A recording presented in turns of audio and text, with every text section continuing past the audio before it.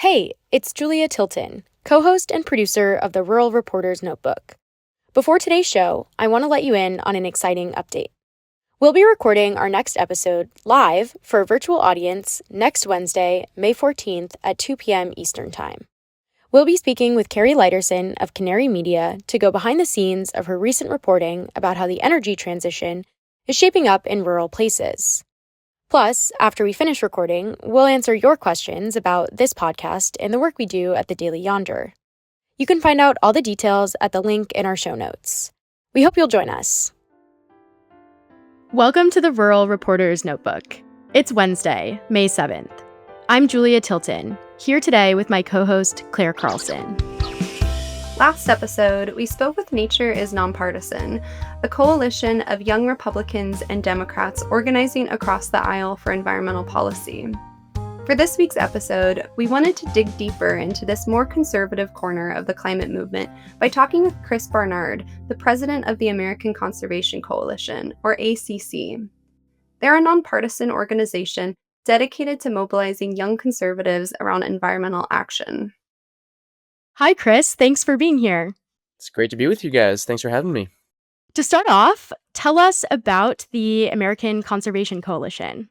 The American Conservation Coalition, or ACC for short, is the largest grassroots conservative environmental organization in the U.S. We were founded in 2017, really looking at the conversation on environmental issues in the U.S. and seeing how much it was just dominated by one side of the aisle. But if you look at the history of environmentalism in the U.S., actually, there were conservatives and Republicans who led on some of these issues. Like you go back to Teddy Roosevelt, who really is known as the conservation president, did just unbelievably good things for the environment and for conservation in this country, and he was a Republican president.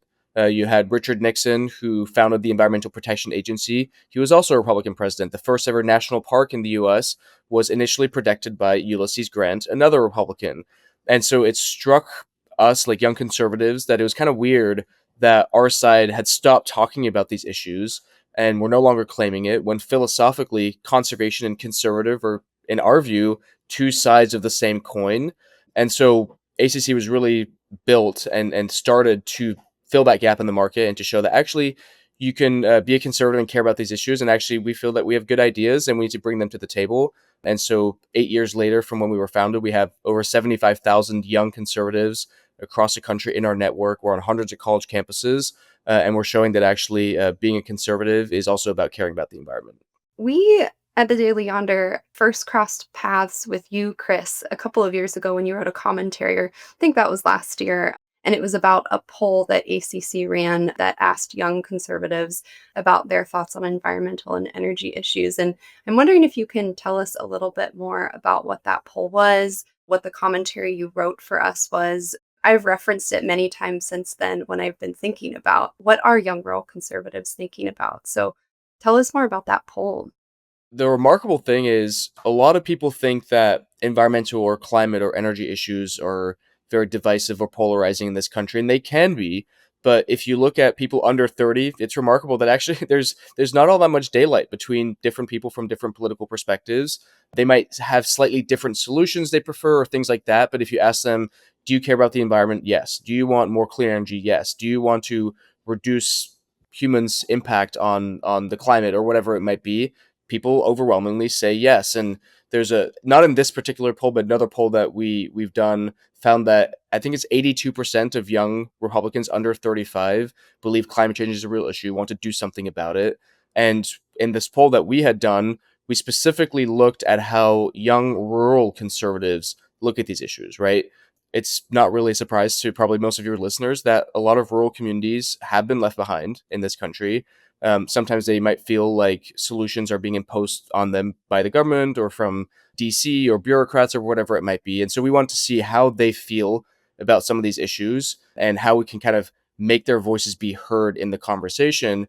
And what we found overwhelmingly is that they care as well. Like I said, they want a cleaner environment. They want clean air, clean water. They want clean energy, all those things, but they don't want those things at the expense of economic opportunity or affordability. They see those things as going hand in hand. And they also want to make sure that their voices are heard. When you ask them what are they most worried about when it comes to these conversations, it's that they're not being represented, that it's just solutions that are being pushed on them that might not necessarily make sense for them right now. Like we've talked a lot about electric vehicles in this country in the last few years. In a lot of rural areas, like my wife is from really rural Colorado, there's just no charging infrastructure for electric vehicles. And so if you're starting to make it more difficult for people to buy gas cars, or you have mandates or things like that, that just doesn't sit well with some rural people that might have to go long distances or use it for other purposes. And so at the end of the day, really the goal of the poll was to show like, hey, these people care. They're also pro clean energy, pro environmental protection, but they want to do it in a common sense way. And we feel like ACC is really one of the only organizations out there representing their interests. I'm curious about this electric vehicle piece. I cover EVs for the Daily Yonder, and this is something that I have encountered in rural places, that there can be some hesitation to switching the kind of car that you drive because there just isn't the infrastructure. And so I'm curious for folks in rural America, and particularly young folks and young conservatives, what are some of the energy solutions that are wanted or needed? And do you have a sense of that? We actually did a poll of our membership last year, asking them to rank the different sources of energy. It was no surprise to us that nuclear energy was top of that list. I think a lot of young people, especially, are seeing more and more polls come out that show that people are more and more supportive of nuclear, young people, because they don't have the kind of hangover of Chernobyl or Fukushima or Three Mile Island. They tend to be more pro tech. There's not really kind of that hangover. And so nuclear is something that a lot of young people, especially young conservatives, are very in favor of. The second thing that we actually found was people were very supportive of geothermal. There's geothermal, I feel like, is in an interesting moment right now because it's getting a lot of attention. It's not partisan, and hopefully it will not become partisan. There's some real potential with advanced geothermal in a lot of rural states, in a lot of states where there's oil and gas production. Geothermal could be another avenue for that same technology and that same workforce to be productive and produce a source of energy that has no pollution or no emissions. So geothermal was second in the poll that we did. And then third was natural gas.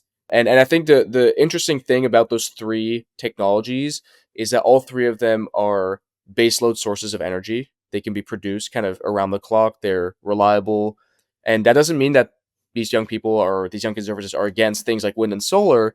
It's just that they see the importance of having reliability and affordability and sustainability. And you don't necessarily want to trade those different things against each other. And there are opportunities to include wind and solar with battery storage or pumped storage or whatever it might be. But I thought that was an interesting kind of show of how young conservatives are thinking about the different aspects of energy. I've been thinking a lot about, and I think there's been a lot of recent reporting on this, about the renewable energy transition in rural America, especially because a lot of solar panels, for example, or wind turbines, a lot of them are placed in rural communities, and there's often pushback in those communities against those developments. But I'm curious if you've noticed any sort of difference in the conversations being had between young rural conservatives and older rural conservatives around that, their desire maybe to adopt renewable energy projects in their communities. Like it's just been such a hot topic, I think, that I'm curious what your thoughts are on that. The first thing I would say is all energy sources have trade offs, and you need to be able to work with local communities on what makes sense for a particular area. And I guess some of our frustration at ACC with the dialogue around things like renewables, our frustration has been that it's felt a little all or nothing, right? So you have like states like Washington that's in the Pacific Northwest, not a whole lot of sunshine. There's quite a bit of rain. They have actually a pretty clean grid because they have a lot of hydropower. And then you have certain people talking about, oh, let's stop the hydropower because it's like impacting 2% of the fish or whatever that goes over the dams, and let's replace it with solar. And it's like, well, you're in the Pacific Northwest. I'm not sure how reliable like your energy production from those solar panels is actually going to be. And so maybe solar in the desert in Arizona makes more sense than it does up in the Pacific Northwest. And at the end of the day, you need to have energy sources that make sense based on the geography and the climate, but also based on the local community's needs and desires. And I don't think that these things should be forced on anyone. That being said, we are actually seeing that a lot of clean energy investments that are happening across the country are disproportionately in Republican and rural districts. That's where a lot of the space is. It's also where a lot of the easier permitting and regulatory structure are to be able to build this stuff. So Texas last year surpassed California as the largest producer of both solar and wind in the country, Texas. Like, people tend to think it's California or New York or whatever. No, it's actually Texas. I think recently California overtook Texas again in solar, but that Texas is back on its way. But anyway, it's very close there. And so there's a lot of renewables in places like Texas. And when there are bills in the state legislature to make it more difficult to cite those renewables, the people that come out and protest are like the farmers and the ranchers who actually see this as a lifeline for their rural communities, for their farms, their ranches, because they're able to co-locate a solar panel like array or wind turbines on their ranch while still being a productive farm. They can have their cattle or whatever it might be. And so I think it just needs to make sense, and it needs to have both kind of the economic aspect and obviously the sustainability aspect. And so when we talk about kind of opportunities for rural communities, is like, it is bringing dollars, it's bringing tax income that can go back to schools, can go back to hospitals, can go back to roads. But again, it should be in collaboration with the community, not being forced on the community. I want to bring it back to the commentary that you wrote that was published by the Daily Yonder in early 2024. This was obviously before the 2024 election, but at that time you said, quote, America's rural communities must be included in our clean energy transition and heard by elected leaders.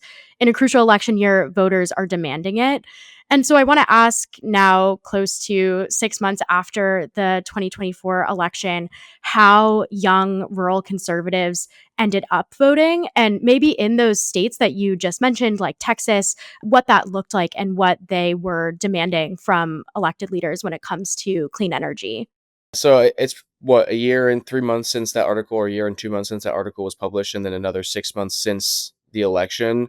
Those are basically decades in political terms. So a ton has happened. At that point, when the article was published, we didn't even know who the Republican candidate would be for president. We didn't know whether Joe Biden would run or not, whether who would be the replacement nominee. Just a lot has happened, and I think there's a tendency in the environmental and the climate space to try to retrofit climate activism or whatever onto every single little thing. It's like, obviously this was not the number one issue in the 2024 election. There are many things that were much more important to voters than climate change or the environment, affordability, immigration, crime. There's just a ton of different issues that matter to voters. But energy is a part of what matters, because it's related to inflation, it's related to affordability, it's related to energy security and things like that. And in a lot of those red Republican, rural Republican states, obviously, even a lot of the young people voted for Trump. You saw a lot of young Hispanic men that actually tend to be more in favor of things like clean energy and the environment, also disproportionately swinging towards Trump.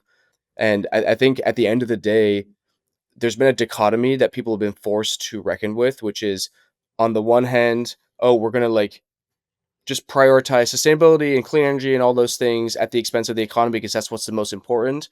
And then on the other hand is like, oh no, all we care about is the economy. We're not going to do any of those clean energy or climate things.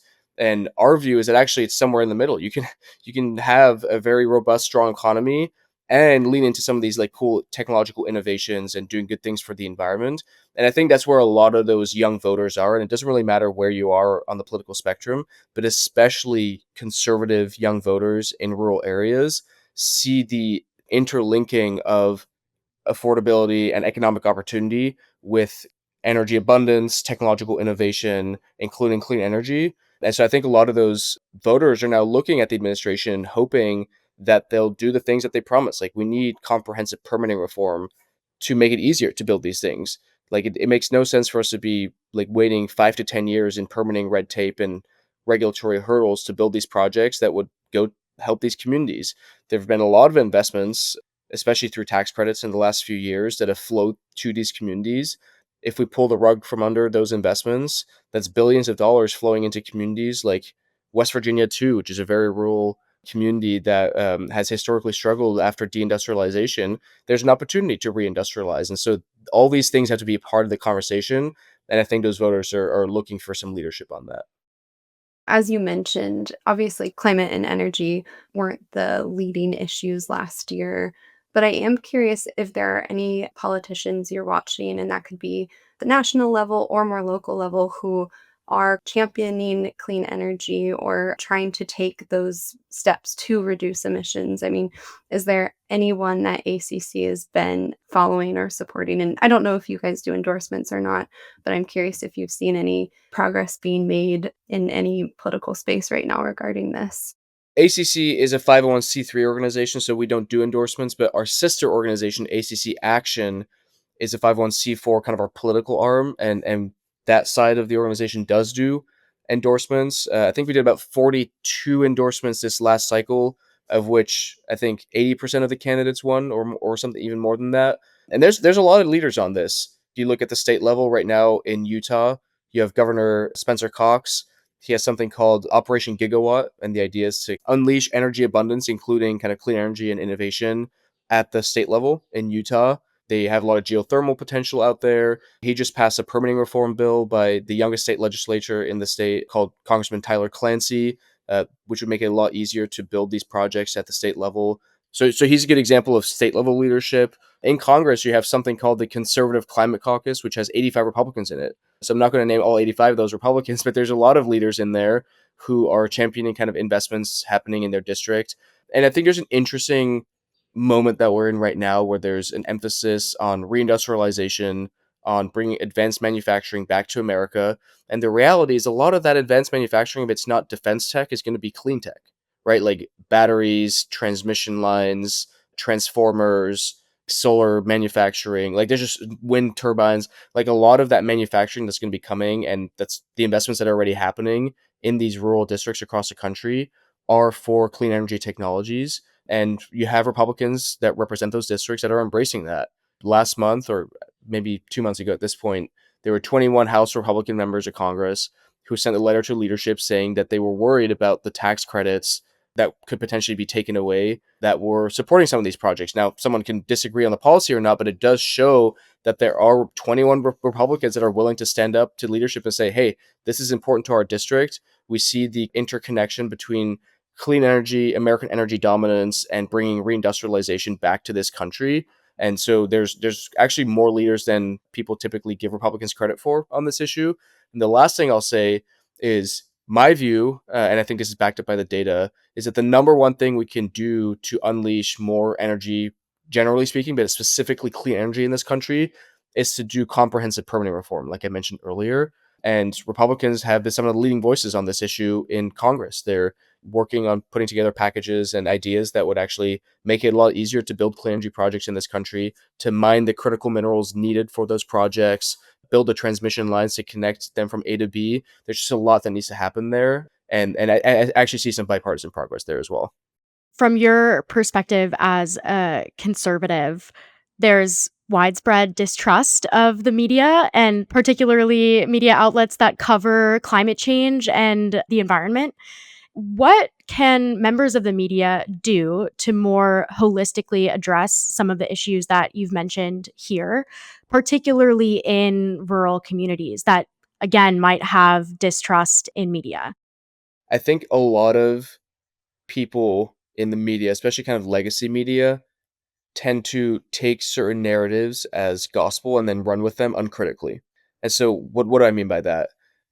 Every year, actually, I don't know if it's every year, but routinely the Intergovernmental Panel on Climate Change, IPCC, which is the UN body that produces climate research, they will release their report that outlines various scenarios of climate change and the impacts on the world. And it'll be like at 1 degree Celsius, 2 degrees Celsius, all the way up to what is called RCP 8.5. Now, as any good scientific institution would, you kind of release a different scenarios as opposed to just the one specific one, and then ascribe likelihood or confidence to the different scenarios. RCP 8.5 would be a devastating scenario for the world, right? Like dozens of feet of sea level rise, famines, like all these kinds of things that would be terrible for the world. Now, it just so happens that that is also the least likely scenario by the UN's own admission. They say, like, look, we're publishing this range of scenarios, and we think RCP 8.5 is actually the least likely, along with the scenario that nothing's going to happen. So basically, the two extremes of that conversation, the UN's own report says that those are not going to happen. Now, what happens is once they release a report, climate organizations, media figures, etc., will latch onto those more extreme scenarios and be like, oh, look, the world's going to end. Like, there's all these really bad things happening. The UN says we only have a few years left to like figure this out or we're all doomed.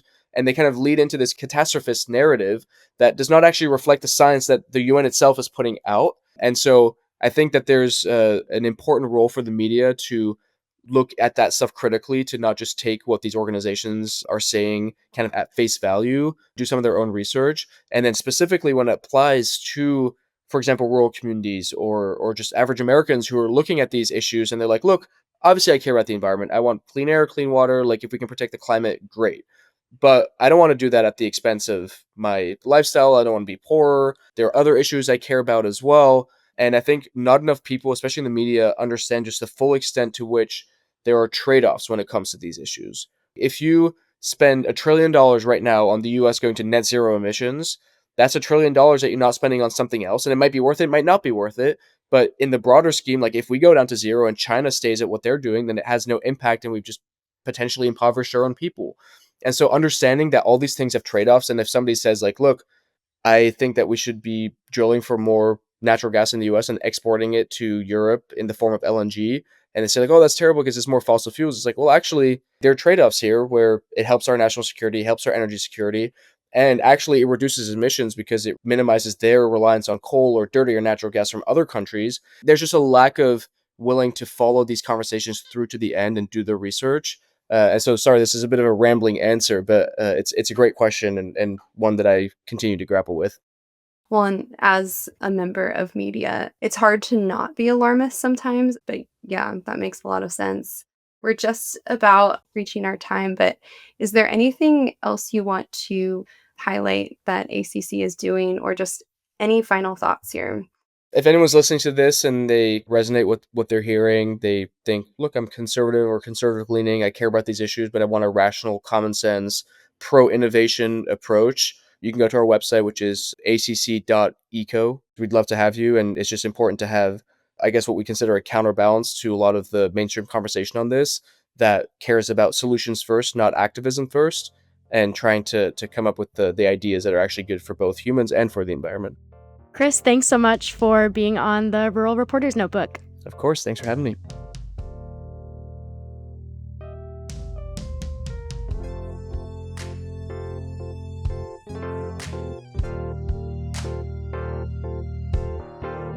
This episode of the Rural Reporter's Notebook was written by me, Claire Carlson, and Julia Tilton. It was edited and produced by me, Julia Tilton. Our executive producer is Joel Cohen. Original music was composed by Quincy Ponver and Leo Pozell. Thank you to the staff of the Daily Yonder and Rural Assembly for all their support in making this show possible.